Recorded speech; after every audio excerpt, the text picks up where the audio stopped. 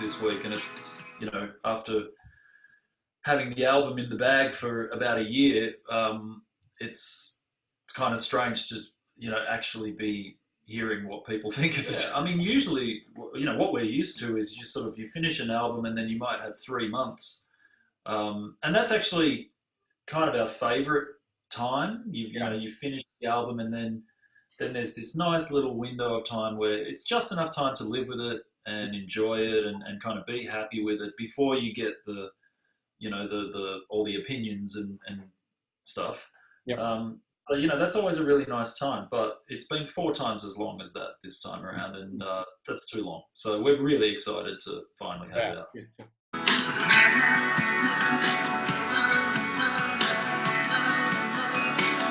Yeah, I'm very quick to correct people on that. We haven't gone anywhere. We've played shows every one of the last 8 years. But I guess when you've already got 6 albums out, the decision to go on tour or play shows, it doesn't have to be pegged to an album release. So over the last 8 years, we've gone out on tour just because we felt like it. Yep. Which is a real luxury. It's a nice position to be in, that you can just decide to play shows and you don't have to be promoting something. So we have actually been busy. It's just been hard to find the time to really focus on writing new songs.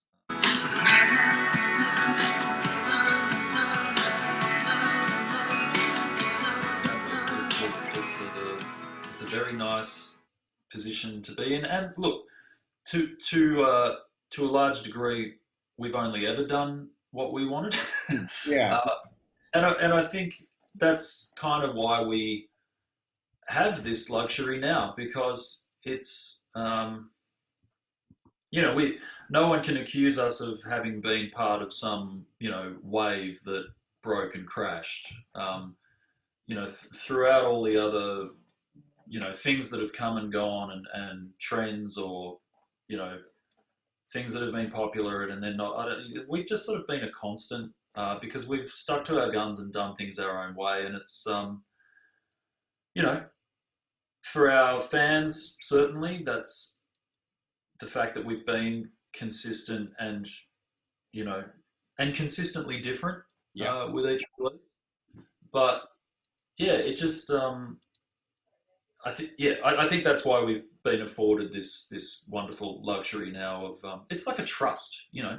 When you've been around for 25 years and you haven't done anything stupid in an attempt to be popular, or to when you've done that for 25 years, you've kind of earned a trust, and that trust means that you can make whatever kind of record you like, and some of your fans will say, wow, this is my favorite, and some of them will say, yeah, it's not as good as the last one, but I'm looking forward to the next one because I trust that they haven't just gone off the deep end. So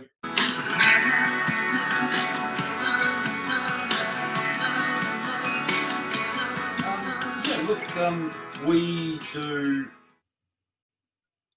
we strive to create music that is complex and multi-layered and multi-dimensional, and that keeps revealing itself after repeated listens.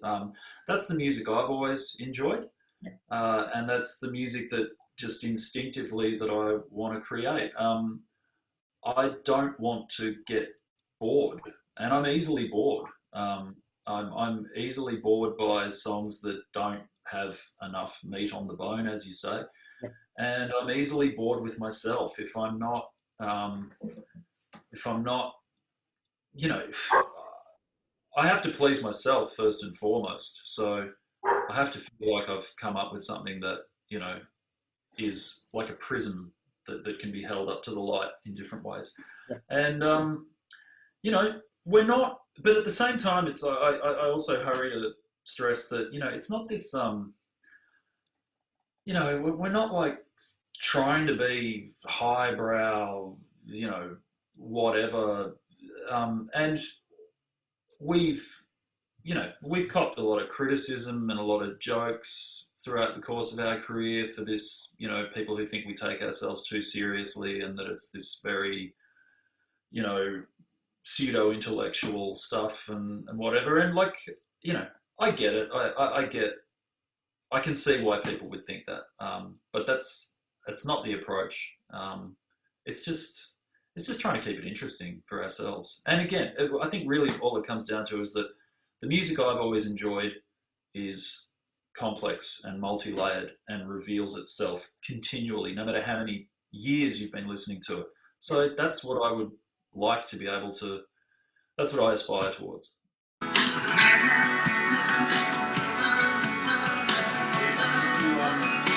If your investment in it is, you know, trying to be popular or trying to meet some target, trying to be cool or trying to cultivate some personality, if that's what you're aiming towards, then you're setting yourself up for uh, something that's very temporary and fleeting, Yeah. as all trends and all sort of popularity is. It's not permanent.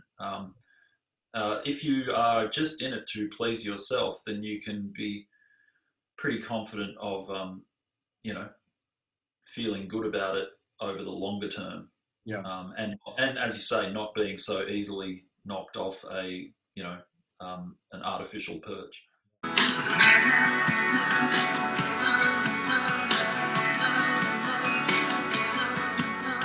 Part of the unexpected benefit of leaving it 8 years between albums is that you're almost a new band when you come at it again. You're 8 years changes people, and it changes your taste, and it changes your approach, it changes your chemistry and your interaction. Even though we're in each other's lives constantly, Mm. we're very close, and obviously Steph and I are a married couple.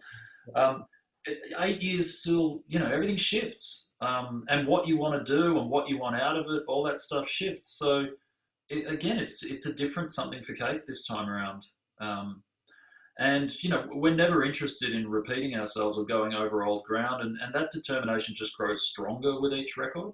Yeah. And it also makes it harder because with each album, obviously, you cover a bit more ground, and then you've so it makes it harder to find that new territory. And it means you have to disagree a lot more, and you have to butt heads a lot more, Yeah.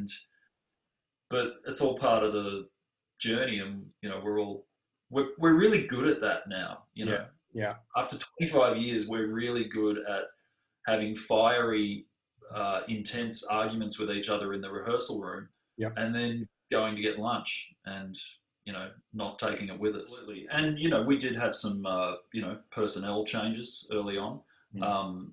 not always because of disagreements or whatever. Often, sometimes just because of logistical, people moving far away, or but yeah, I mean, there was a period of I guess getting the right chemistry, um, before we sort of settled into this groove. And look, again, like I said, it the fact that Steph and I, are married and have been, a couple for 23 years. It's that thing of like, work is work and home is home. When you can do that, you can, the work gets better, Yeah. and the home gets better. Everything, everything sort of flows from that.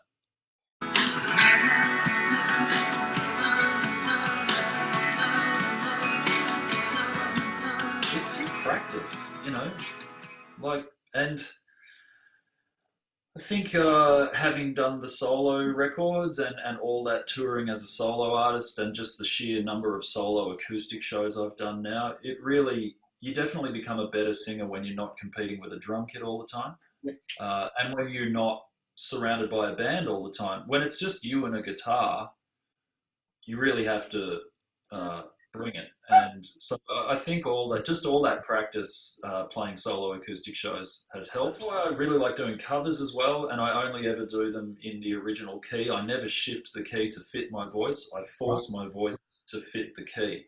Okay. So I deliberately choose covers that are going to stretch my voice. I try and choose covers that I don't think I'm going to be able to pull off. Yeah. And I think that's just really good voice training.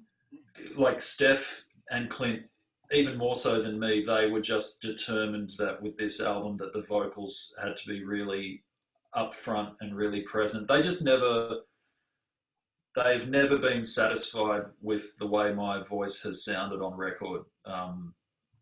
Because they come and see me do solo acoustic shows, and the way, obviously it's different because you're singing through a PA system, but they always just go, God, why can't the way your voice sounds live, why can't we get that captured on a record?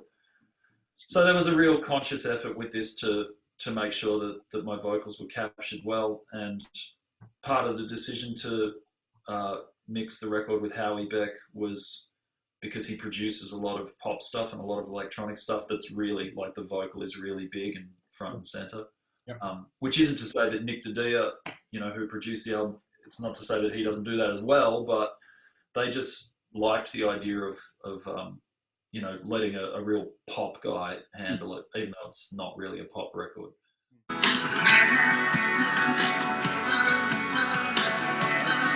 All I can say is that I don't switch into any kind of special performance mode. I just get up and start playing, and I feel very much like myself, but perhaps even more like myself. I'm so comfortable and happy in that space, just standing there playing music for people, and expressing myself and singing. I often say to Clint and Steph, and just in conversations about singing, I feel like I don't sing with just my voice. Like, when I'm singing, it's like I'm singing with my whole body. It takes it's a whole thing. It's all of me. I don't know how to do it any other way, and that's just how it's always been. And so when I'm singing, particularly by myself with the acoustic shows, and because you are by yourself, it makes it even more like it's really just you. If anything gives it any special magnetism or whatever, it's the audience. It's the focus that the audience brings. That the fact that the audience give me that much of their focus is what makes it special. I think, like, a lot of people have said exactly that the band didn't really click for them until they saw us live. And, I would agree with that, because it's a different energy. And, like I said, we haven't always felt like our records have captured what we do on stage as a band. But again, I'll make the point that, like, without the audience there, we're just a band on a stage playing. So it's absolutely the connection thing that makes it, that lends it that. Well, I mean, that's what it is, really. It's just the connection that happens. I feel like the best shows are when it doesn't feel like there's a band and an audience. Yeah. And that line between audience and performer, it's just everyone is just sort of, I don't know, it's just a human moment.